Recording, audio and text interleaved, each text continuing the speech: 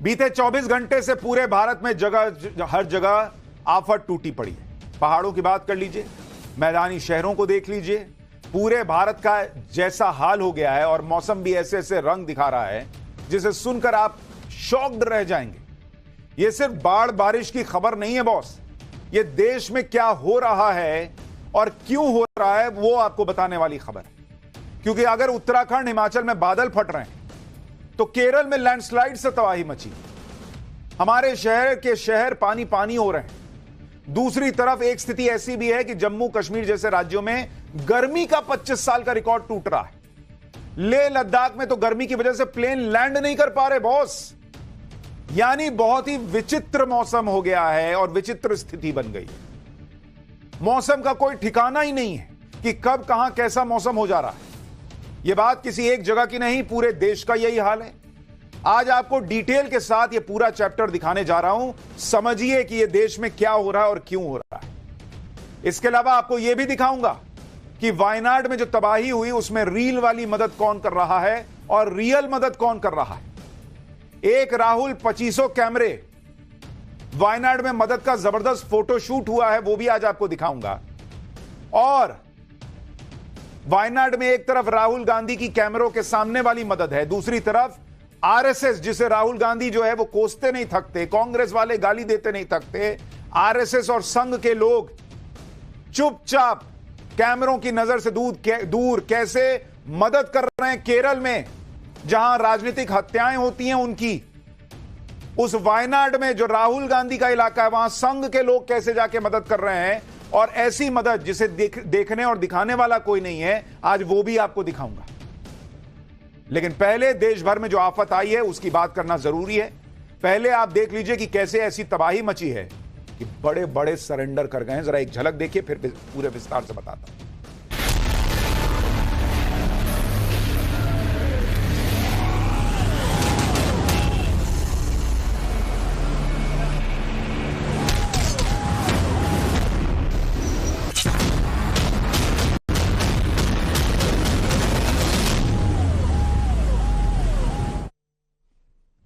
जब तक monsoon full active नहीं था तब तो चलिए ठीक है, जो हो रहा था दिख रहा था।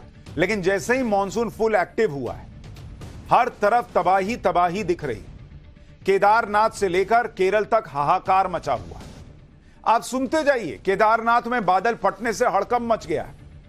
उत्तराखंड के टिहरी में बादल फटने से आफत आई हुई है। उत्तराखंड में भारी बारिश का रेड अलर्ट है। उधर हिमाचल प्रदेश में 4 जगहों पर बादल फटने से तबाही मची हुई है। हिमाचल में शिमला, मंडी, कुल्लू जैसी जगहों पर बादल फट गए। मतलब बादल फटना एकदम आम सी घटना हो गई, ऐसा लग रहा है। इधर से खबर उधर से खबर आ रही है, बादल फट गया, बादल फट गया।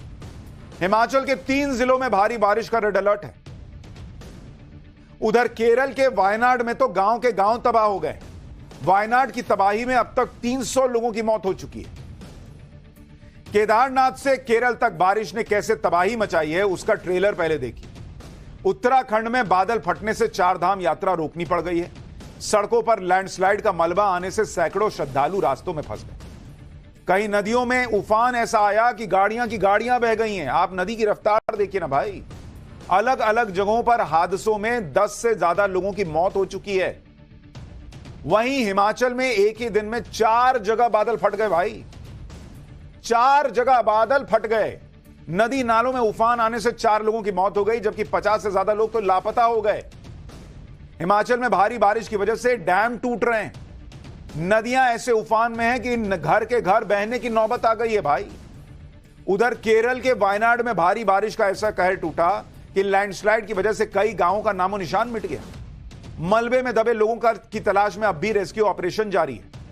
आज पाठशाला में बारिश से मची इस तबाही की डराने वाली एक एक तस्वीर आपको देखनी चाहिए कि देश में क्या हो रहा है, फिर बताऊंगा क्यों हो रहा है। सबसे पहले हिमाचल प्रदेश के कुल्लू की यह तस्वीर देखिए। बॉस, कैसे पल भर में पूरी बिल्डिंग आप देखिए कैसे नदी में समा गई। बादल फटने की वजह से कुल्लू से गुजरने वाली पार्वती नदी में ऐसा उफान आया कि महज 5 सेकंड के अंदर नदी के किनारे में बनी 4 मंजिला बिल्डिंग धराशायी हो गई। देखते ही देखते मणिकर्ण घाटी में सब्जी मंडी की ये पूरी बिल्डिंग नदी में समा गई बॉस। और आप देखिए, ऐसा लग रहा है जैसे कोई गत्ते की बनी हुई बिल्डिंग हो। आदमी नहीं बचपन में गत्ते की बिल्डिंग बना के खेलता था, ऐसा लग रहा है वो है। और नदी का उफान ऐसा है कि उसके किनारे बने दूसरे मकानों पर भी टूटने का खतरा मंडरा रहा है। एक बार फुल फ्रेम ये तस्वीर देखिए, कैसी डरा देने वाली तस्वीर।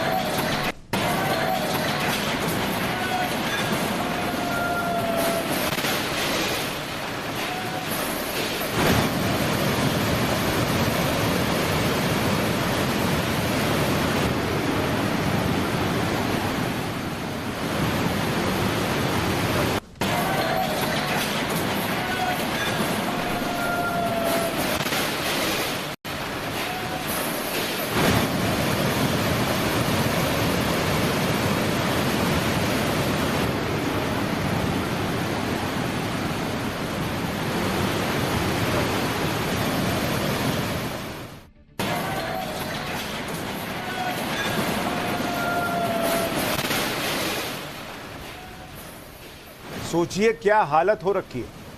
अब जरा कुल्लू की एक और तस्वीर देखिए। बादल फटने की वजह से नदी नालों में ऐसा उफान आया हुआ है कि कुल्लू जिले के मलाणा गांव में बने पावर प्रोजेक्ट का डैम टूट गया। डैम में पानी का दबाव इतना बढ़ गया कि उसकी दीवार दरक गई और अचानक डैम का पानी आने से पार्वती नदी में बाढ़ आ गई। इसकी वजह से पूरे इलाके में हाहाकार मच गया। खतरे को देखते हुए नदी के किनारे बसे लोगों के लिए घर छोड़कर उन्हें सुरक्षित जगहों पर जाने का अलर्ट जारी करना पड़ा। जरा तस्वीरें देखिए और सुनिए वहां क्या हुआ।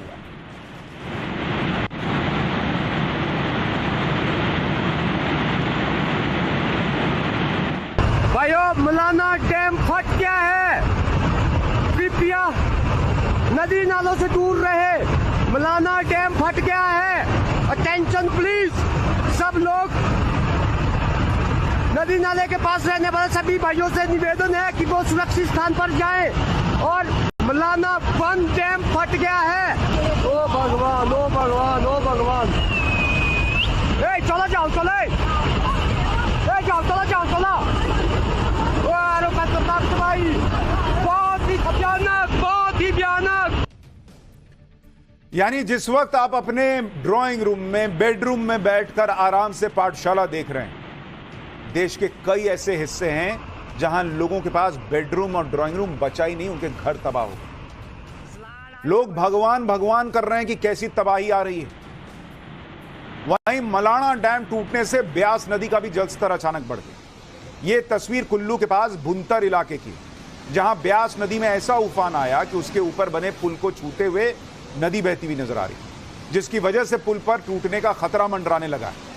आप नदी के जो पानी का फोर्स है वो देखिए ना भाई, आवाज सुनिए एक बार।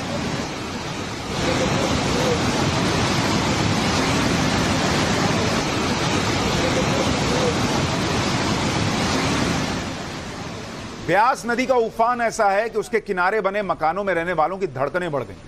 नदी का पानी मकानों की निचली मंजिल को छूता हुआ गुजर रहा। आप देखिए जितने घर हैं, ये सारे घर इस वक्त एक तरह से डेंजर जोन में हैं। उनकी हालत खराब होगी जिनके घर होंगे। आप पानी का रौद्र रूप देखिए बॉस, क्या हालत है इस वक्त। आप पानी को देखिए, आपको डर लग जाएगा कि कोई इसमें गिरेगा तो बचेगा, और कैसे ये घर बचेंगे। जिनके घर होंगे सोचिए उन पर क्या बीत रही होगी, किस तरह की रफ्तार है पानी की। ब्यास नदी में पानी इतना बढ़ चुका है कि कुछ जगहों पर तो नदी ने अपना रास्ता ही बदल लिया। यह तस्वीर कुल्लू के रायसन इलाके की है, जहां ब्यास नदी चंडीगढ़ मनाली हाईवे से होकर बहने लगी, जिसकी वजह से हाईवे को बंद कर दिया गया।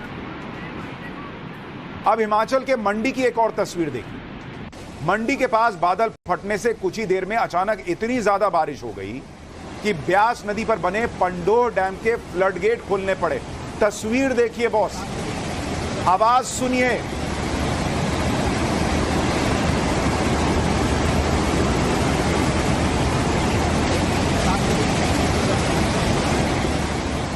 ये ब्यास नदी पर बना पंडोह डैम है जिसका फ्लड गेट खुलना पड़ा है, और इसकी वजह से ब्यास नदी उफान पर आ गई और नदी के रास्ते में पड़ने वाले सभी इलाकों पर खतरा मंडराने लगा। मतलब एकदम देख के दिल बैठ जाए कि बाप रे बाप क्या हालत हो रही है। क्योंकि अचानक पानी बढ़ने से ब्यास नदी का बहाव इतना तेज हो गया कि उसके रास्ते में आने वाली हर चीज पानी के साथ बहने लग गई। भाई वो एकदम फुल पावर से बह रही है नदी, वो जो मिल रहा है उसको लपेटते चल रही है कि चलो साथ।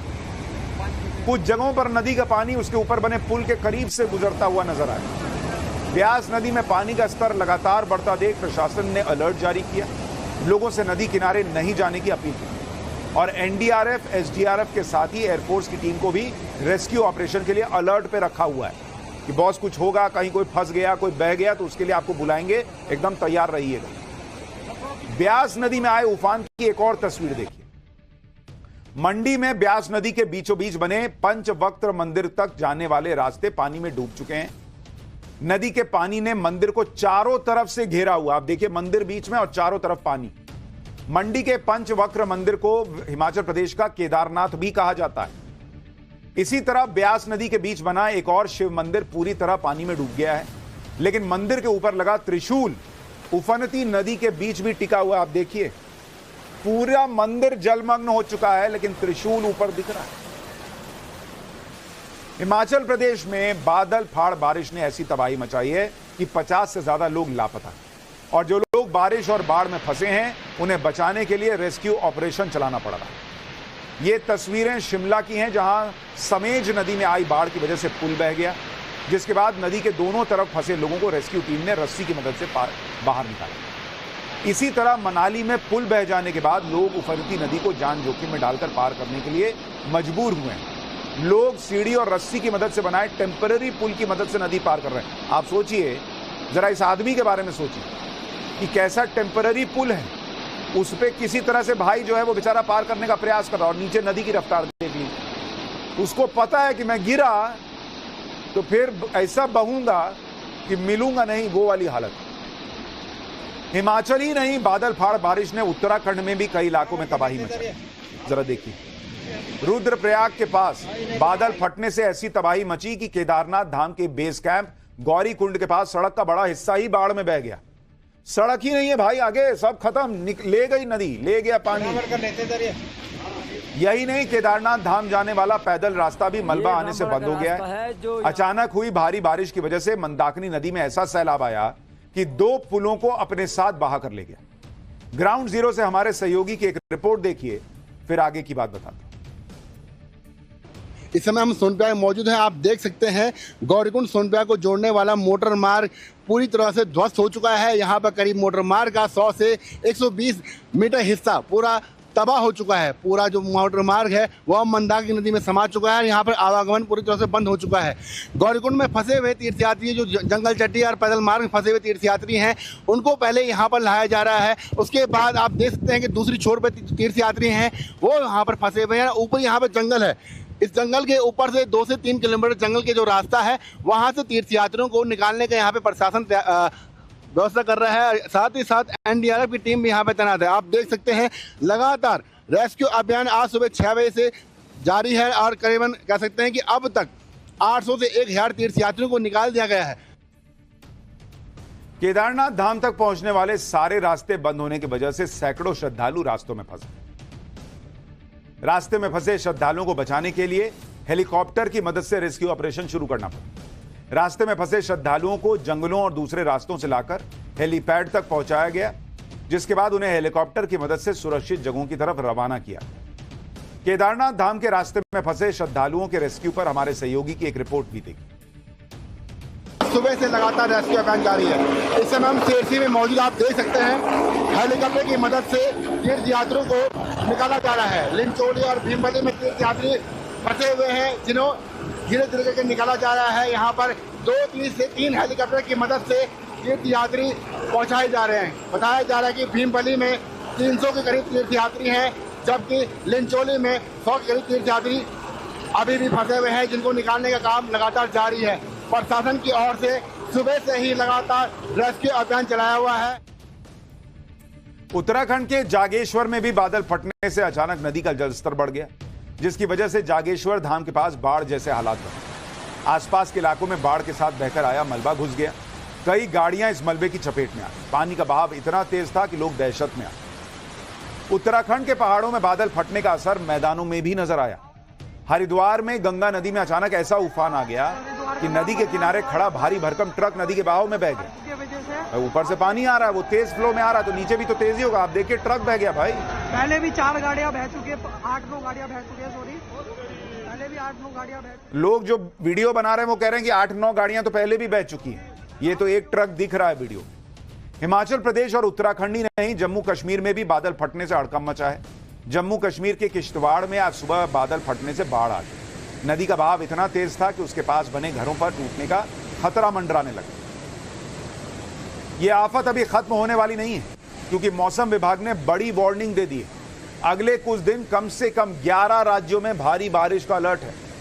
यानी अगर आप देखिएगा, 1 से 2 अगस्त मध्य प्रदेश में भारी बारिश का अलर्ट है, 3 अगस्त को महाराष्ट्र में भारी बारिश का अलर्ट है, 2 और 3 अगस्त को गोवा में भारी बारिश का अलर्ट है, 3 अगस्त को गुजरात में भारी बारिश का अलर्ट है, 3 अगस्त को ही उत्तराखंड में भारी बारिश का अलर्ट है, 1 और 2 अगस्त को केरल में भारी बारिश का अलर्ट था, और आज यूपी, पंजाब, हिमाचल, हरियाणा में भारी बारिश का अलर्ट जारी किया गया।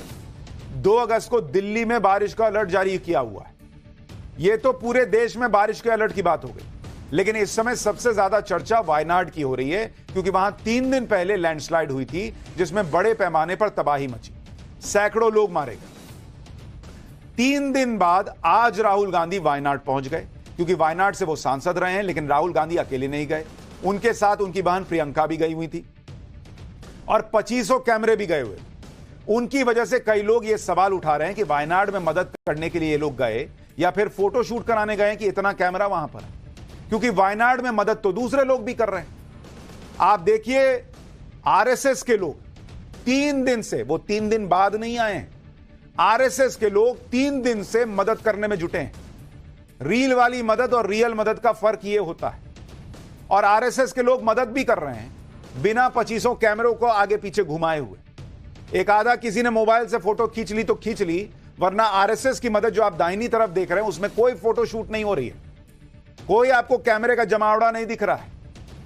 इसके बारे में आपको डिटेल में आगे बताऊंगा, लेकिन पहले वायनाड में 3 दिन पहले जो तबाही आई थी उसमें फिलहाल क्या स्थिति है वो देख लीजिए, फिर रील वाली और रियल वाली मदद का अंतर दिखाऊंगा। 3 दिन बाद भी वायनाड में हादसे वाली जगह पर हालात बहुत खराब हैं। 4 गांव पूरी तरह से एकदम साफ हो गए। पहाड़ से आए बड़े बड़े बोल्डर और कीचड़ कई फीट तक भर गए। सैकड़ों मकान मलबे में तब्दील हो चुके हैं और सैकड़ों लोग इस त्रासदी में प्रभावित हुए हैं। वायनाड लैंडस्लाइड हादसे में रेस्क्यू टीम को अभी तक 290 से ज्यादा लोगों के शव मिले हैं, लेकिन मौत का आंकड़ा अभी और बढ़ सकता है, क्योंकि सैकड़ों लोग अभी भी लापता बताए जा रहे हैं। रेस्क्यू टीम के मुताबिक अभी तक लैंडस्लाइड त्रासदी में 292 लोगों की मौत हो चुकी है, 200 से ज्यादा लोगों के मलबे में दबे होने की आशंका है। वहीं 3000 से ज्यादा लोगों का रेस्क्यू अभी किया गया है। ग्राउंड जीरो पर क्या हालात हैं और कैसे पूरे ऑपरेशन को अंजाम दिया जा रहा है, इसका जायजा हमारी सहयोगी पिंकी पुरोहित ने लिया है। जरा वहां से एक रिपोर्ट देखिए। ये मुंडकई गांव है जो पूरी तरह से वॉश ऑफ हो चुका है इस लैंडस्लाइड में, और जेसीबी के सहारे इस पूरे मलबे को हटाकर लोगों को खोजने की कोशिश जो है वो की जा रही है। तमाम agencies, NDRF, SDRF, fire department और लोकल रेस्क्यू टीम्स के अलावा सभी एजेंसीज जो है वो यहाँ पर मौजूद है। आर्मी, नेवी की टीम्स जो है वो भी यहाँ पर मौजूद है और लगातार इस रेस्क्यू वर्क को किया जा रहा है ताकि समय के खिलाफ ये जो युद्ध है उसे जीता जा सके, ज्यादा से ज्यादा लोगों को बचाया जा सके। 250 से ज्यादा लोग जो है वो इस लैंडस्लाइड में मारे गए हैं और लगातार ये आंकड़ा जो है वो बढ़ ही रहा है, क्योंकि डैमेज इस हद तक हुआ है जिसकी भरपाई करना बहुत ही मुश्किल है। कई सालों तक ये वायनाड के लिए जो है एक बहुत ही दुखद याद बना रहेगा। और ये तस्वीरें आपको दिखा रहे हैं यहाँ पे, जो इन घरों से जो है, इन घरों से निकाली गई ये तस्वीरें आप देख सकते हैं किस तरह से लोगों के ना सिर्फ ये आशियाने बल्कि लोगों के परिवार जो है वो पूरी तरह से उजड़ चुके हैं। कोई नहीं जानता कि उनके ये परिवार वाले कहाँ होंगे। ये तमाम तस्वीरें बहुत ही दुख देने वाली तस्वीरें, बच्चे, बुजुर्ग, महिलाएं, पुरुष, तमाम लोग जो है वो इस मलबे में खो चुके हैं। वायनाड में रेस्क्यू ऑपरेशन के लिए सेना ने पहले ही मोर्चा संभाला हुआ है। अब सेना ने रेस्क्यू के लिए बड़ी बड़ी मशीनों का इस्तेमाल भी शुरू कर दिया है, क्योंकि कई जगह ऐसी हैं जहां लोगों के जिंदा होने की संभावना तो है, लेकिन वहां तक पहुंचना और लोगों को निकालना मुश्किल हो रहा है। सेना ने कई लोगों का रेस्क्यू भी किया है और मेडिकल कैंप लगाकर उनका इलाज भी किया जा रहा है। वहीं रेस्क्यू में जुटी टीम को अभी भी भरोसा है कि त्रासदी के कई घंटे बीत जाने के बाद भी कुछ इलाकों में लोग जिंदा हैं। हालांकि रेस्क्यू टीम को मुसीबतों का भी सामना करना पड़ रहा है। एक तरफ लगातार बारिश का दौर जारी है, नदी का बहाव तेज है, तो वहीं इस इलाके में दोबारा लैंडस्लाइड का खतरा भी बना हुआ है। मुसीबत के बीच रेस्क्यू टीम को स्निफर डॉग से सबसे ज्यादा मदद मिल रही है। जहां तक रेस्क्यू टीम और मशीनें नहीं पहुंच पा रही, वहां ये स्निफर डॉग पहुंच रहे हैं और सूंघ कर बता दे रहे हैं कि यहां कोई फंसा हुआ है या नहीं। माया और मर्फी नाम के स्निफर डॉग्स रेस्क्यू ऑपरेशन में जुटे हैं, जो कि 10 फीट से ज्यादा गहराई में जिंदा लोगों को और डेड बॉडीज को भी सूंघ कर उनका पता लगा सकते हैं। सेना की पूरी टीम ग्राउंड जीरो पर कैसे काम कर रही है, जरा एक और रिपोर्ट देखिए, फिर आपको बताता हूं राहुल गांधी आज वायनाड पहुंचे तो क्या हुआ। इस वक्त हम चुरलमलाई में मौजूद है और यहाँ की तस्वीरें आपको दिखा दें कि चुरलमला की ये तस्वीरें जहाँ पर बेलिस ब्रिज जो है वो बनकर तैयार हो रहा है। ये तस्वीरें आप टाइम्स नाउ और भारतीय कैमरे पर देख रहे हैं कि मद्रास इंजीनियरिंग ग्रुप, भारतीय सेना के और बाकी अलग अलग जो टीम्स है वो यहाँ पर जो तैनात की गई है रेस्क्यू टीम्स के साथ मिलकर ये पुल जो है आप देख सकते हैं इस वक्त तैयार कर लिया गया है। बेलिस पुल इसे कहते हैं और जब भी इस तरह से सड़क जो है दो हिस्सों में कट जाती है तो तब जो है इस तरह से ये बेलिस ब्रिज बनाया जाता है ताकि सहूलियत जो है खासतौर पर रेस्क्यू वर्क के लिए वो मिल सके।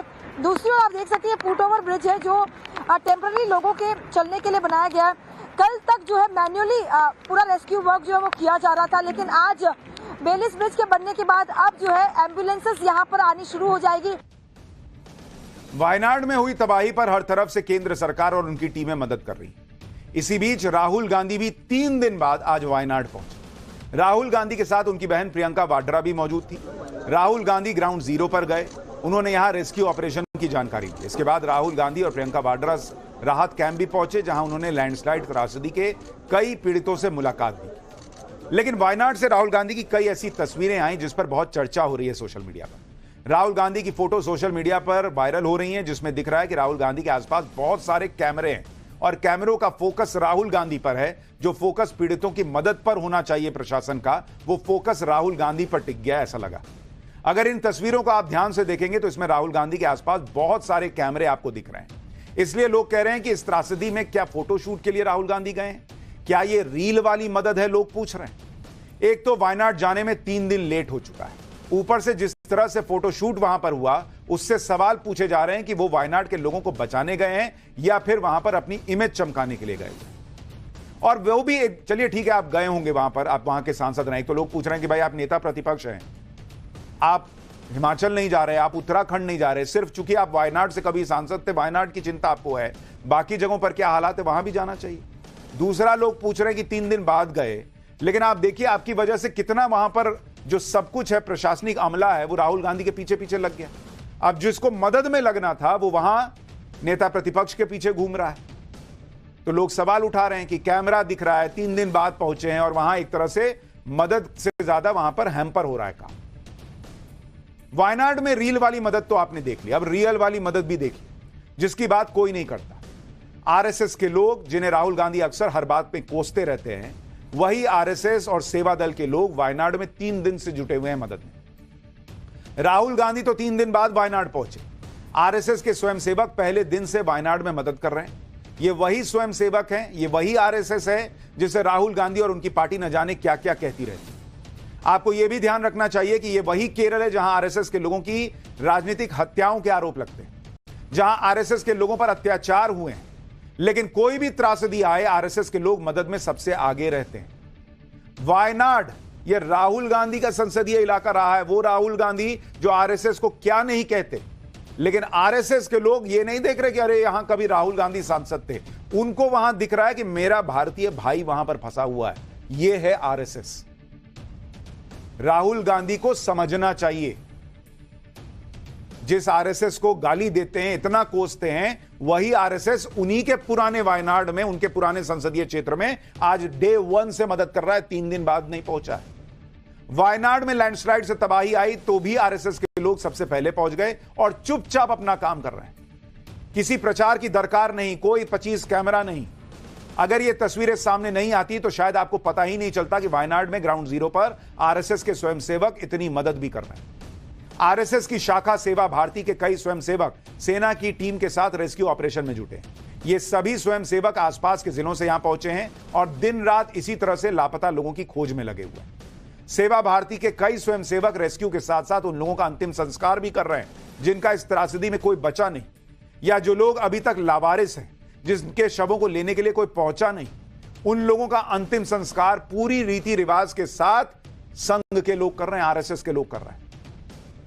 आरएसएस के स्वयंसेवकों ने नदापुरम और कोझिकोड जिलों में कलेक्शन सेंटर भी बनाए हैं जहां लैंडस्लाइड पीड़ितों के लिए सामान जमा किया जा रहा है।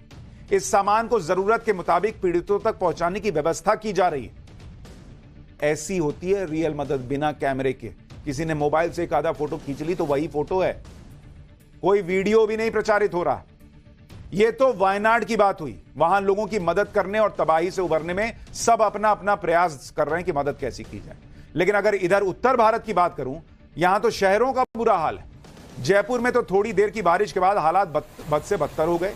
निचले इलाकों में पानी भर गया, सड़कें दरिया में तब्दील हो गई। इस दौरान अलग अलग हादसों में 4 लोगों की मौत हुई। जयपुर के विश्वकर्मा नगर में तो दिल्ली जैसी घटना हो गई। यहां भारी बारिश के कारण बेसमेंट में पानी भर गया, जिसमें डूबकर 3 लोगों की मौत हो गई। इतना बड़ा हादसा ड्रेनेज सिस्टम के ठप हो जाने की वजह से हुआ। इसी तरह से दिल्ली में इतने दावे किए गए थे, लेकिन हालात फिर भी नहीं बदले। कल हुई बारिश के बाद फिर से दिल्ली में जगह जगह आफत मच गई, जबकि माना यह जा रहा था कि दिल्ली में हुए हादसे के बाद सिस्टम कुछ तो एक्टिव हुआ होगा। लेकिन जब मानसून की तैयारी पहले से नहीं होगी तो एक दिन में क्या ही बदल जाएगा। आज भी दिल्ली में कई जगहों पर बुरी हालत थी। दिल्ली के नजफगढ़ में बारिश के दौरान एक सड़क धंस गई, जिसमें एक बस जाकर फंस गई। वो तो गनीमत थी कि बस के पिछले पहिए गड्ढे में फंसे थे। अगर बस किनारे की तरफ से गड्ढे में फंसती तो बड़ा हादसा हो सकता था। तो ये बड़े बड़े शहरों का हाल है। इस बीच नए संसद भवन की ये तस्वीर सोशल मीडिया पर वायरल होने लगी कि भारी बारिश के कारण संसद की लॉबी में पानी का रिसाव हो रहा है। नीचे बाल्टी लगाई गई है। हालांकि बाद में लोकसभा सचिवालय की तरफ से बयान जारी हुआ। सचिवालय ने बताया कि भारी बारिश के दौरान लॉबी के ऊपर लगे कांच के गुंबद को ठीक करने के लिए लगाया गया चिपकने वाला एक खास तरह का पदार्थ अपनी जगह से थोड़ा सा हट गया, जिसके कारण लॉबी में पानी का हल्का रिसाव हुआ है। लेकिन माहौल बना दिया गया कि अरे नई संसद भवन में पानी घुस रहा है। पुरानी संसद भवन लोग भूल गए, जहां पंप लगा के पानी निकालना पड़ता था। यह तो मानसून में आई आफत की बात हुई, लेकिन देश में सिर्फ बाढ़ बारिश ही नहीं हो रही, बल्कि कई और हैरान करने वाली घटनाएं हो रही हैं। आप देखिए कैसे मौसम जो है अलग अलग रूप दिखा रहा है। आपको पता है लेह, कई लोग लेह जाते हैं। एक मशहूर टूरिस्ट डेस्टिनेशन है जो कि समुद्र तल से लगभग 11,000 फीट की ऊंचाई पर है, जहां गर्मी से बचने के लिए लोग ठंड का मजा लेने के लिए जाते हैं। वहां पर बारिश और बर्फबारी की वजह से अब तक फ्लाइट्स कैंसिल हुआ करती थी, लेकिन अब गर्मी और हीट वेव की वजह से लेह की फ्लाइट्स कैंसिल हो रही। जरा लेह की तस्वीरें डाली। एक्सट्रीम वेदर कंडीशन का यह हाल है कि मतलब लोग परेशान हैं। आपको बताता हूं कि लेह में हो क्या रहा है। दरअसल 27 जुलाई से अब तक लेह जाने और आने वाली 20 से ज्यादा फ्लाइट कैंसिल हो चुकी है। फ्लाइट कैंसिल होने का कारण लेह में पड़ रही भयंकर गर्मी है। यहां बारिश ने तबाही मचाई हुई है। बर्फीले पहाड़ी इलाके लेह में भयंकर गर्मी तबाही मचा रही है। लेह में तापमान 35 डिग्री पहुंच गया है, जो असामान्य है। लेह में सामान्य तौर पर मैदानी इलाकों की तुलना में कम हवा रहती है। तापमान बढ़ने से वहां मौजूद हवा और कम हो जाती है, जिसकी वजह से फ्लाइट्स टेक ऑफ नहीं कर पाती, क्योंकि प्लेन ग्रेविटी फोर्स से लड़कर हवा में ऊपर जाता है। विमान को ऊपर ले जाने के लिए हवा की मदद चाहिए होती है। पायलट को प्लेन के वजन के हिसाब से ही एयर प्रेशर की जरूरत होती है। हवा जितनी ज्यादा गर्म होती है वो उतनी ही ज्यादा आसमान में ऊपर जाती है। इससे जमीन पर हवा की कमी बढ़ने लगती है। ऐसा होने से प्लेन के इंजन को जरूरी थ्रस्ट नहीं मिलता और वो टेक ऑफ नहीं कर पाता। लेह के लिए इतनी गर्मी क्यों बढ़ रही है लेह में, जिसकी वजह से फ्लाइट्स कैंसिल हो रही हैं, यह भी आपको बताता हूं। दरअसल लेह के रास्ते ही टूरिस्ट लद्दाख जाते हैं। लद्दाख को 1974 में टूरिज्म के लिए खोला गया था। उस समय सालाना 400-500 लोग आते थे। अब सालाना 6 से 7 लाख लोग लेह पहुंच रहे हैं, लद्दाख पहुंच रहे हैं। हर साल 1 से 2 लाख पर्यटकों में वृद्धि हो रही है। टूरिज्म में बढ़त से ही तापमान में बदलाव आया है। लेह लद्दाख में बढ़ती भीड़ तापमान बढ़ने का प्रमुख कारण बताई जा रही है। इसके अलावा मैदानी इलाकों में जिस तरह से तापमान बढ़ रहा है, उसका भी असर लेह लद्दाख पर हो रहा है। बढ़ते तापमान की वजह से लद्दाख के ग्लेशियर पिघल रहे हैं। दूसरी तरफ कश्मीर में भी तापमान बढ़ रहा है। कश्मीर में गर्मी ने 25 साल का रिकॉर्ड तोड़ दिया है। कई जगहों पर तापमान 37 डिग्री तक पहुंच गया है। बच्चों को हीट स्ट्रोक हो रहा है। डिहाइड्रेशन से बचाने के लिए प्राथमिक स्कूलों को बंद करना पड़ा है। कहां? कश्मीर में। तो आप सोचिए क्या हालत है। इधर उत्तराखंड, हिमाचल बारिश में बहे जा रहे हैं, उधर लेह लद्दाख और कश्मीर में भयंकर गर्मी पड़ रही है। यह इस देश में हाल हो रखा है। पाठशाला में अब अगली क्लास, सुप्रीम कोर्ट का आरक्षण पर वो फैसला, क्या बड़ा बवाल मचने वाला है? मोदी आरक्षण खत्म कर देंगे, लेकिन कोर्ट में सरकार ने क्या कहा? कोर्ट का वो आदेश, किस किस को आरक्षण मिलेगा, किसका जाएगा, और कल हाईकोर्ट, आज supreme court, Kejriwal and team की फिर कैसे क्लास लगी, अब इसका चल।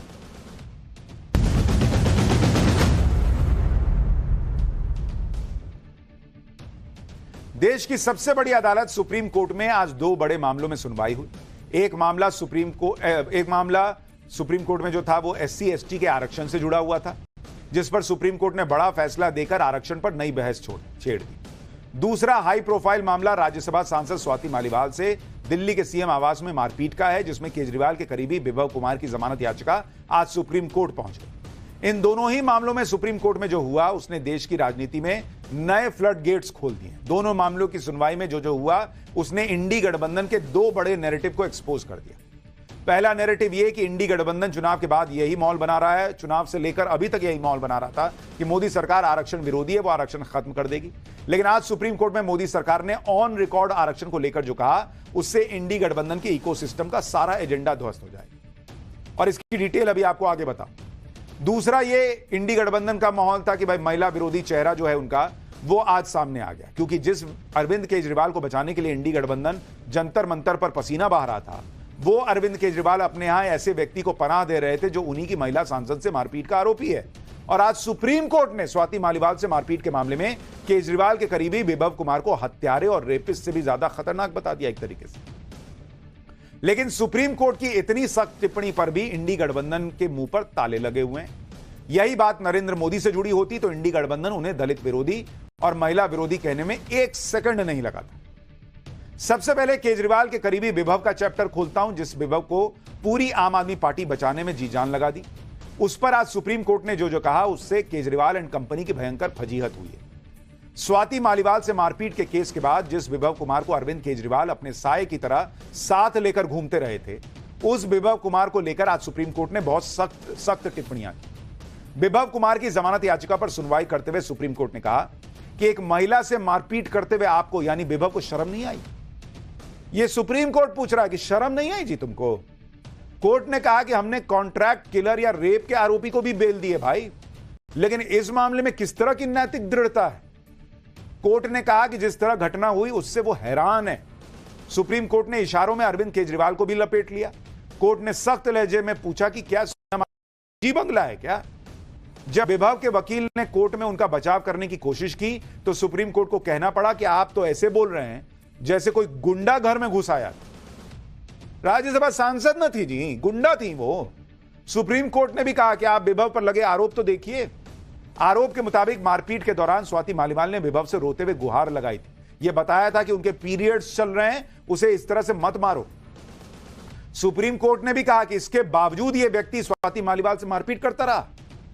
कोर्ट ने जो टिप्पणियां की उससे तो सीधे अरविंद केजरीवाल पर सवाल उठ रहे हैं कि उन्होंने अपने घर में ऐसे व्यक्ति को पनाह क्यों दी थी, और उनके घर पर उन्हीं की महिला सांसद आई। कोई गुंडा तो नहीं आया था जो उससे इस तरह का बर्ताव किया गया। सुप्रीम कोर्ट में केजरीवाल के करीबी विभव की पैरवी अभिषेक मनु सिंघवी कर रहे थे। विभव के पक्ष में सिंघवी ने यह दलील दी कि मेडिकल रिपोर्ट में कोई गंभीर चोट नहीं है, जबकि आरोप इसके बिल्कुल उलट है। घटना 13 मई की है, FIR 16 मई को दर्ज कराई गई। FIR दर्ज करने में 3 दिन लग गए। इस पर सुप्रीम कोर्ट ने कहा कि अगर वो घटना के तुरंत बाद 112 नंबर पर पुलिस को कॉल कर रही है तो ये क्या दिखाता है? कोर्ट ने कहा कि जिस तरह से इस मामले से निपटा गया उससे हम हैरान हैं।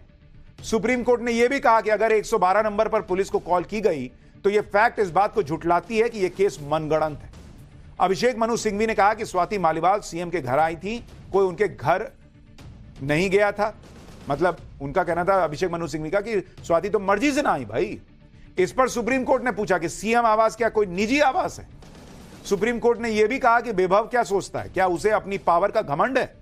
सुप्रीम कोर्ट ने बहस के दौरान यह भी कहा कि आपको लगता है कि उस कमरे में मौजूद किसी भी व्यक्ति में विभव के खिलाफ कुछ कहने की हिम्मत हुई होगी? कोर्ट में अभिषेक मनु सिंघवी ने यह कहकर विभव का बचाव किया कि उन्होंने 3 दिन बाद FIR की, जबकि उनके पास फ्रेंडली पुलिस और फ्रेंडली LG थे। इस पर कोर्ट ने ऐतराज जताया और कहा कि यह आपकी आंतरिक पॉलिटिक्स है, हमारा इससे कोई लेना देना नहीं है। सारी दलीलों को सुनने के बाद सुप्रीम कोर्ट ने विभव की याचिका पर दिल्ली पुलिस को नोटिस जारी कर दिया और मामले की अब अगली सुनवाई 7 अगस्त को। विभव कुमार पर सुप्रीम कोर्ट की इन टिप्पणियों को हल्के में नहीं लिया जा सकता, क्योंकि वो कोई मामूली आरोपी ही नहीं है और ना उन पर काफी गंभीर आरोप लगे हुए हैं। इस घटना में जो पीड़ित है वो एक महिला सांसद है और यह घटना राह चलते नहीं बल्कि मुख्यमंत्री के घर पर हुई है। और आज सुप्रीम कोर्ट ने जो टिप्पणियां की हैं उसके बाद आम आदमी पार्टी साइलेंट मोड में है, पूरा इंडी गठबंधन साइलेंट मोड में। आज भी ये लोग नहीं पूछ रहे कि इतना सुप्रीम कोर्ट ने बोल दिया। यही कोई दूसरा नेता होता, दूसरी पार्टी होती, फिर देखते इनका रौला। लेकिन सुप्रीम कोर्ट में आज एक और दूसरा बड़ा मामला था जिसके बारे में आपको जानना चाहिए। सुप्रीम कोर्ट से जुड़े दूसरे मामले की बात करता हूं। आज सुप्रीम कोर्ट ने आरक्षण पर एक ऐसा फैसला दिया जिससे देश में आरक्षण पर नई बहस छिड़ गई। सुप्रीम कोर्ट ने आज आरक्षण पर ऐसा फैसला दिया है जिससे देश में आरक्षण पर होने वाली राजनीति बदलने वाली। हमारे देश में आरक्षण को बहुत संवेदनशील मुद्दा माना जाता है। इस मुद्दे पर आज सुप्रीम कोर्ट ने एक बोल्ड फैसला दिया। सुप्रीम कोर्ट के इस फैसले का सार यह है कि उसने राज्य सरकारों को कोटा के अंदर कोटा बनाने का अधिकार दे दिया। राज्य सरकार SC ST के आरक्षण में सब कैटेगरी बना सकती है। इस फैसले के साथ ही सुप्रीम कोर्ट ने अपना पुराना फैसला भी पलट दिया, जिसमें सुप्रीम कोर्ट ने यह माना था कि SC ST जातियों का समूह है, इसमें शामिल जातियों के आधार पर और बंटवारा नहीं हो सकता। सुप्रीम कोर्ट के फैसले का आधार यह है कि SC ST में भी आरक्षण का फायदा क्रीमी लेयर को मिल रहा है, जबकि SC ST में शामिल अति पिछड़ी जातियों तक आरक्षण का फायदा पहुंच ही नहीं रहा। यानी अब OBC की तरह SC ST में भी क्रीमी और नॉन क्रीमी लेयर का वर्गीकरण हो सकता है। कई राज्यों में OBC आरक्षण को अति पिछड़ा वर्ग में विभाजित किया गया है ताकि जो ज्यादा पिछड़े हैं उन्हें आरक्षण का लाभ देकर आगे लाया जा सके। आरक्षण पर यह बड़ा फैसला सुप्रीम कोर्ट की संवैधानिक पीठ ने दिया है। इस फैसले में जस्टिस BR गवई ने जो टिप्पणियां की वो बड़ी इंपॉर्टेंट हैं। जस्टिस गवई ने सीधे सीधे कहा कि SC ST आरक्षण में से क्रीमी लेयर को जरूर हटा देना चाहिए। क्रीमी लेयर का मतलब वो वर्ग होता है जो आर्थिक और सामाजिक रूप से संपन्न होता है। इसमें वो परिवार आते हैं जिनकी सालाना आय 8 लाख से ज्यादा है, उन्हें क्रीमी लेयर माना जाता है। तो कोर्ट कह रहा है कि भाई जो ऑलरेडी कमा रहा है, बढ़िया कमा रहा है, उसका बेटा बेटी वगैरह वगैरह रिश्तेदार भी जो हैं वो अगर आरक्षण का फायदा ले रहे हैं तो फिर जो पीछे रह गया वो कब आगे आएगा भाई? वो तो लाइन में पीछे ही रह गया। फिर जस्टिस गवई ने जजमेंट में कहा कि राज्यों को ऐसी पॉलिसी बनानी चाहिए जिससे SC ST वर्ग में क्रीमी लेयर की पहचान हो सके ताकि उन्हें आरक्षण के लाभ से अलग किया जा सके। इससे संविधान में लिखी गई असली समानता स्थापित होगी। लेकिन करेगा कौन? ये तो आग में हाथ डालने वाली स्थिति है। जस्टिस गवई ने कहा कि क्या SC ST वर्ग में एक IAS IPS के बच्चे की तुलना ग्राम पंचायत जिला परिषद के स्कूल में पढ़ने वाले SC ST परिवार के बच्चे से की जा सकती है क्या? IAS IPS के बच्चों को मिलने वाली सुविधाएं बहुत अच्छी होंगी, उसके घर में पढ़ाई का माहौल अलग होगा। एक आम तथ्य यह है कि ग्रामीण इलाकों में सामाजिक भेदभाव बहुत ज्यादा होता है और यह भेदभाव शहरों में कम होता है। जस्टिस गवई ने कहा कि मुझे यह बात कहने में कोई हिचक नहीं है कि अगर एक बच्चा जो सेंट पॉल हाई स्कूल या सेंट स्टीफन कॉलेज में पढ़ता है और एक बच्चा जो गांव में पढ़ता है, अगर दोनों को एक ही ब्रैकेट में रखा जाता है तो यह संविधान में समानता के अधिकार को खत्म करने जैसा है। लेकिन जो लोग आरक्षण का फायदा लेकर ऊपर चले गए वो अपने बच्चों को भी वही फायदा दिला रहे हैं, वो छोड़ने को तैयार नहीं है। आरक्षण पे कोई चर्चा ही करने को तैयार नहीं है। आरक्षण खत्म करने के लिए नहीं कहा जा रहा जिसको जरूरत है उसको तो दो। जो ले लेके आगे बढ़ गया वही लिए जा रहा, पीछे वाले को आगे ही नहीं आने दे रहा। यहां ध्यान देने वाली बात यह है कि जस्टिस गवई खुद दलित समुदाय से आते हैं और उन्होंने आज इस फैसले में जो बातें कही उसकी बड़ी चर्चा हो रही है। अब आपको इस सुनवाई में शामिल जस्टिस पंकज मित्तल की टिप्पणी के बारे में बताता हूं। उन्होंने भी एक बड़ी अहम बात कही। जस्टिस मित्तल ने तो यहां तक कह दिया कि आरक्षण के पूरे सिस्टम को ही फ्रेश लुक देने की जरूरत है। कई नए तरीकों की जरूरत है जिससे SC ST OBC के अंदर वंचित पिछड़े वर्ग को आगे बढ़ाया जा सके। बहुत वक्त से कोई नया तरीका न लाया गया है न अपनाया गया है। जस्टिस मित्तल ने कहा कि आरक्षण केवल पहली पीढ़ी तक ही सीमित होना चाहिए। पहली पीढ़ी का कोई सदस्य आरक्षण के माध्यम से उच्च स्थिति तक पहुंच गया है तो दूसरी पीढ़ी को आरक्षण का हकदार नहीं होना चाहिए। भाई एक को मिल गया, वो ऊपर गया, उसके बाद सुविधाएं आ गई, वो नीचे फिर बाकी सुविधाएं देगा अपने लोगों को। जो पीछे रह गया उसको अब अगला मौका दो। यही लोग लाइन में आगे खड़े रहेंगे तो पीछे वाला कब आगे आएगा? मेन पर्पस ये है। आरक्षण पर दिए गए अपने फैसले में जस्टिस पंकज मित्तल ने आगे बहुत अहम बात कही। जिसकी बड़ी चर्चा भी है। उन्होंने कहा कि जहां तक ग्रंथों जैसे गीता को लेकर मेरी जानकारी है, प्राचीन भारत में जाति व्यवस्था नहीं थी, बल्कि लोगों का उनके पेशे, प्रतिभा, गुणों और स्वभाव के अनुसार वर्गीकरण किया गया था। प्राचीन भारत में जाति व्यवस्था नहीं थी, वर्ण व्यवस्था को गलत तरीके से समझा गया, जबकि वर्ण व्यवस्था आज की जाति व्यवस्था से अलग है। संविधान को अपनाने के साथ ही हमने फिर से जाति विहीन समाज की ओर कदम बढ़ाने की कोशिश की, लेकिन दलित और पिछड़े वर्गों के उत्थान के लिए सामाजिक कल्याण के नाम पर हम फिर से जाति व्यवस्था के जाल में फंस गए। यह आम समझ है कि किसी वर्ग को खुश करने के लिए एक बार जो दिया जाता है उसे वापस नहीं लिया जा सकता। संविधान के तहत आरक्षित वर्ग के लोगों को दिए गए लाभ भी वापस नहीं लिए जा सकते। एक बार दी गई हर रियायत किशमिश गुब्बारे की तरफ फूलती चली जाती है। आरक्षण की नीति के साथ भी यही हुआ। आरक्षण के क्रियान्वयन से जातिवाद फिर से पनपता है। आरक्षण ओबीसी, एससी, एसटी की स्थिति को बेहतर बनाने या मदद करने के तरीकों में से एक है। जो कोई भी तथाकथित दलित वर्गों या दलितों या समाज के हाशिए पर पड़े लोगों की मदद करने का कोई दूसरा या बेहतर तरीका सुझाता है, उसे तुरंत दलित विरोधी करार दे दिया जाता है। और यह हो रहा है। आप बोल के देखिए, इतनी सी बात बोल के देखिए कि भाई जो पीछे है उसको आगे आने दो, जिसको एक बार आरक्षण मिल गया उसको साइड करो, या आरक्षण का लाभ मिल गया उसको साइड करो। बाप रे बाप, लोग एकदम आपके पीछे पड़ जाएंगे। ऊपरी जाति के हो, अच्छा इसलिए ऐसा बोल रहे हो, अरे दलित विरोधी हो। यही आज कोर्ट में जज ने भी कह दिया कि जरा सा कोई कुछ नया फ्रेश बोल दे तो लोग पीछे पड़ जाते हैं। यहां एक बात यह भी समझना जरूरी है कि कोई भी राज्य सरकार अपने मन मुताबिक कोटा के अंदर कोटा की व्यवस्था नहीं कर सकती। उसे दो चीजों का ध्यान रखना होगा। पहला यह कि एससी एसटी में किसी एक जाति को 100% कोटा नहीं दिया जा सकता। दूसरा यह कि एससी एसटी में शामिल किसी जाति का कोटा तय करने से पहले उसकी हिस्सेदारी का पुख्ता डेटा होना चाहिए। सुप्रीम कोर्ट यह भी कह रहा है कि राज्यों के फैसले को रिव्यू भी किया जा सकता है। आरक्षण पर सुनवाई के दौरान आज इंडी गठबंधन का वो एजेंडा भी ध्वस्त हो गया जिसमें वो पीएम मोदी को आरक्षण विरोधी बताते हैं, क्योंकि आज मोदी सरकार ने ऑन रिकॉर्ड सुप्रीम कोर्ट में यह साफ कहा कि वो एससी एसटी में सब क्लासिफिकेशन यानी उप वर्गीकरण के पक्ष में। यानी नरेंद्र मोदी सरकार ने कोर्ट में यह कहीं नहीं कहा कि वो आरक्षण खत्म करना चाहते हैं आरक्षण के खिलाफ। वो कह रहे हैं कि भाई जो क्रीमी लेयर है ठीक है, बाकी लोगों को फायदा मिले, दूसरे उसका वर्गीकरण हो, कोटे में कोटा हो, इसके साथ सरकार खड़ी है, आरक्षण के खिलाफ नहीं है। आरक्षण हमारे देश में राजनीति का फेवरेट टॉपिक रहा है, इसलिए ऐसा हो ही नहीं सकता कि इस फैसले पर राजनीति ना हो। लेकिन अभी हर पार्टी इस पर बहुत संभल कर बोल रही है। हो सकता है कि सब पार्टियां फैसले के सियासी असर की समीक्षा कर रही हैं। इस फैसले से जाति जनगणना की मांग तेज हो सकती है। यह तर्क दिया जा सकता है कि कौन सा वर्ग कितना संपन्न है, यह तो जनगणना से ही पता चलेगा। ऐसा भी हो सकता है कि एससी एसटी में अलग अलग समूह अपनी अपनी हिस्सेदारी की मांग तेज करें। इससे राज्य सरकारों पर प्रेशर बढ़ सकता है। वोट बैंक की पॉलिटिक्स भी तेज हो सकती है। सामाजिक आर्थिक तौर पर इस फैसले को अच्छा फैसला कहा जा सकता है, लेकिन इसके पॉलिटिकल मिसयूज की आशंका से इनकार नहीं किया जा सकता। लेकिन इस फैसले को लागू करने के लिए भी राजनीतिक इच्छा शक्ति लगेगी, जो इस देश में कितने नेताओं के पास है, यह बड़ा सवाल है। हां, कुछ लोगों के पास इच्छा शक्ति की कमी नहीं, और उनमें एक नाम योगी आदित्यनाथ का है। पाठशाला में अब अगली क्लास। अयोध्या में सपा नेता पर रेप का आरोप। सीएम योगी का रौद्र रूप कैसे सामने आया। मिट्टी में मिला दूंगा के बाद योगी का बुलडोजर किसका जीना हराम करने को तैयार है। और सीएम योगी ने सुनाई ऐसी कहानी, खटाखट वालों की पॉलिटिक्स कैसे सपाचट हो गई। अब इसका चर्चा।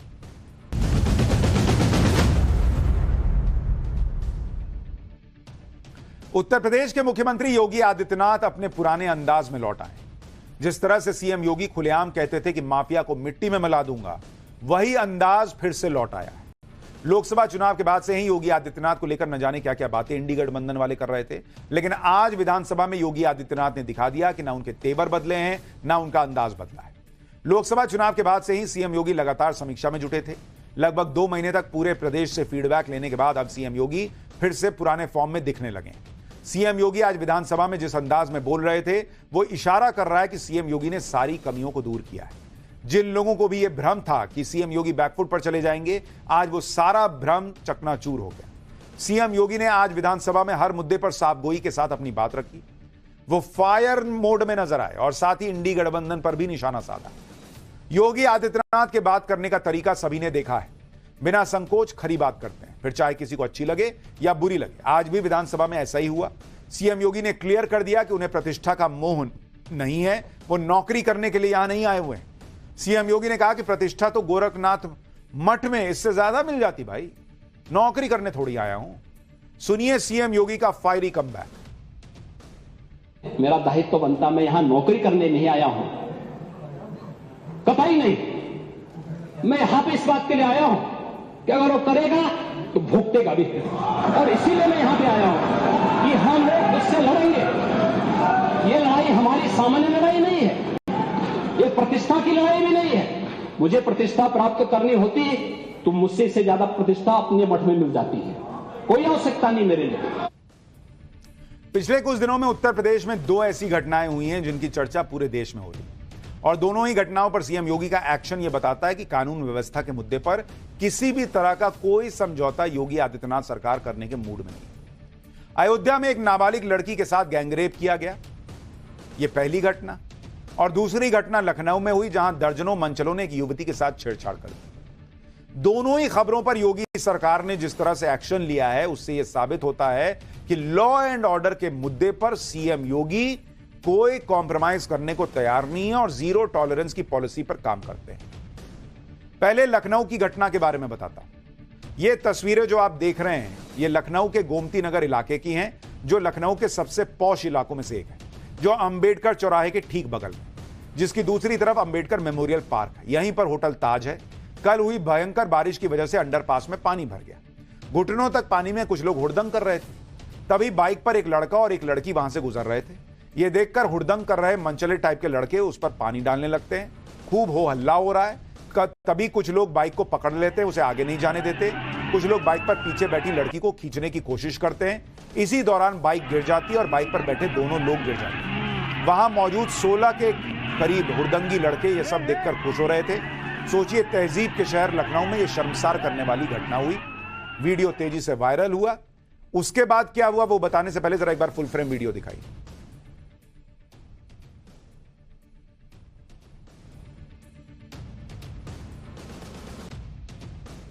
ये तस्वीर देखिए, मतलब वो वहां लड़के जो है वो पानी फेंकना शुरू करते हैं। बारिश बाइक गुजर रही थी तो, और उसका बैलेंस बिगड़ता है।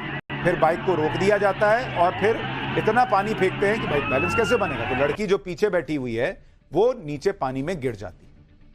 अब ये जो घटना हुई इसका वीडियो जैसे ही वायरल हुआ, उस वीडियो के आधार पर पुलिस ने फौरन कार्रवाई के आदेश दिए, जिसके बाद पुलिस ने हुड़दंग करने वाले आरोपियों की पहचान शुरू की और 4 आरोपियों को तो तुरंत गिरफ्तार कर लिया, जो अंदर हाथ जोड़कर बैठा हुआ है। यह तस्वीर गिरफ्तार किए गए आरोपियों की है जो सलाखों के पीछे दिख रहे हैं। 24 घंटे के अंदर पुलिस ने आरोपियों के खिलाफ एक्शन लेना शुरू किया। जो मनचले थे उनकी सारी गर्मी उतार दी। जो आरोपी गिरफ्तार किए गए हैं उनमें मोहम्मद अरबाज शामिल है, पवन यादव शामिल है, विराज साहू है और सुनील कुमार।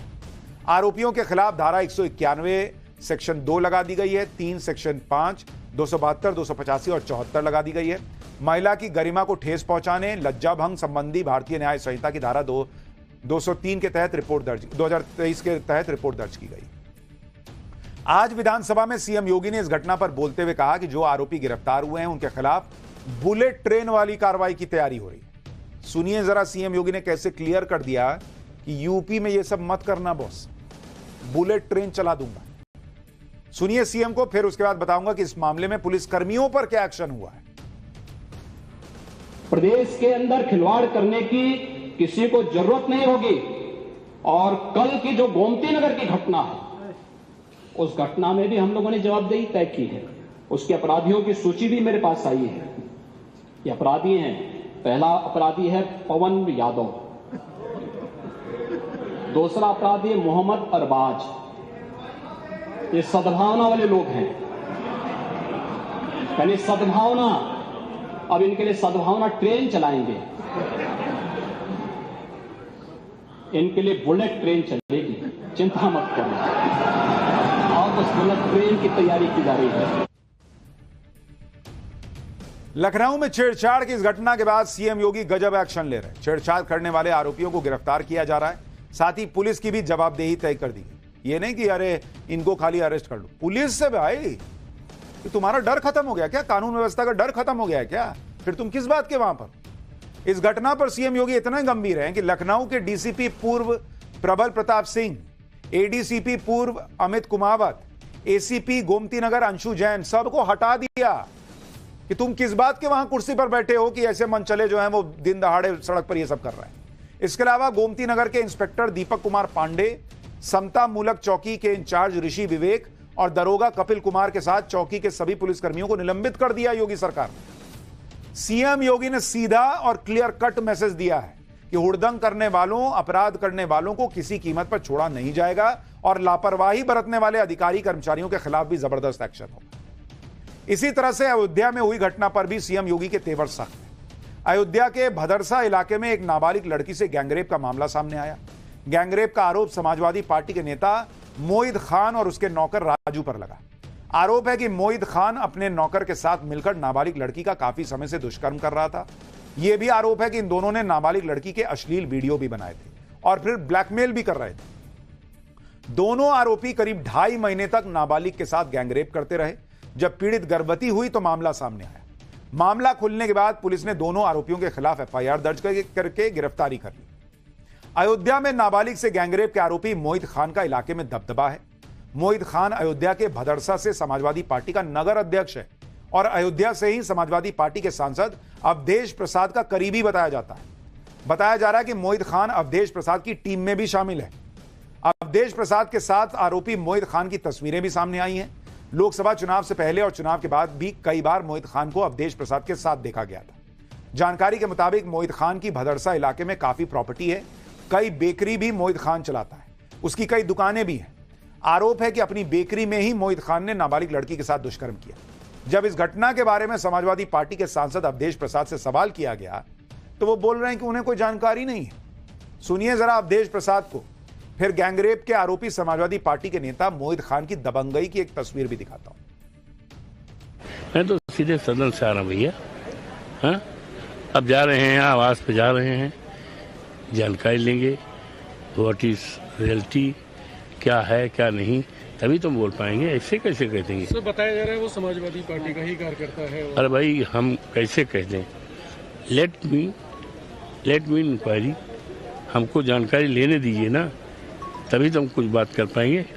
अयोध्या में मोईन खान जो समाजवादी पार्टी का नेता है, अयोध्या के सांसद की टीम का सदस्य है, 12 वर्षीय एक नाबालिग बच्ची के साथ दुष्कर्म का कृत्य में शामिल पाया गया। अभी तक समाजवादी पार्टी ने उसके खिलाफ कार्रवाई नहीं की है। मैं ये नहीं समझ पा रहा हूं कि ये सब क्या है। अब क्या ये कोई समाजवादी पार्टी ना बोले? आपका एक्टिव मेंबर है, आपके सांसद के साथ बैठ रहा है, खा रहा है, उनके साथ चल रहा है, लेकिन इस प्रकार के, और यह अति पिछड़ी जाति से जुड़े हुए एक बालिका से जुड़ा हुआ मामला है और इस प्रकार की घटिया हरकत में वह लिप्त है, लेकिन तब भी उसको हल्केपन से उड़ाने का काम, यानी हल्केपन से लेने का काम होता है। कानून व्यवस्था के मुद्दे पर सीएम योगी के तेवर न बदले थे और न ही बदलने वाले। आज विधानसभा में सीएम योगी ने कहा कि प्रदेश में कानून का राज स्थापित करने की लड़ाई वो लड़ रहे हैं। योगी आदित्यनाथ ने कहा कि कर दिया कि यूपी में जो कोई भी अपराध करेगा, साफ कर दिया उन्होंने कि यूपी में जो कोई भी अपराध करेगा वो भुगतेगा। बुलडोजर से वो लोग डरें जो जनता का जीना हराम करते हैं। सुनिए एक बार। आपको बुलडोजर से डर लगता है, लेकिन ये निर्दोष के लिए नहीं है, उन्हीं अपराधियों के लिए है जो प्रदेश के नौजवानों के भविष्य के साथ खिलवाड़ करते हैं, जो प्रदेश के व्यापारी और बेटी की सुरक्षा में सेल लगाने का काम करते हैं, जो प्रदेश के अंदर अराजकता पैदा करके सामान्य लोगों का जीना हराम करते हैं। यानी योगी आदित्यनाथ ने क्लियर कर दिया, लॉ एंड ऑर्डर पर कोई कॉम्प्रोमाइज नहीं होगा, बुलडोजर चलेगा, सामान्य आम नागरिक पे नहीं चलेगा। जो आम नागरिक का जीना हराम करते हैं उन पर चलेगा।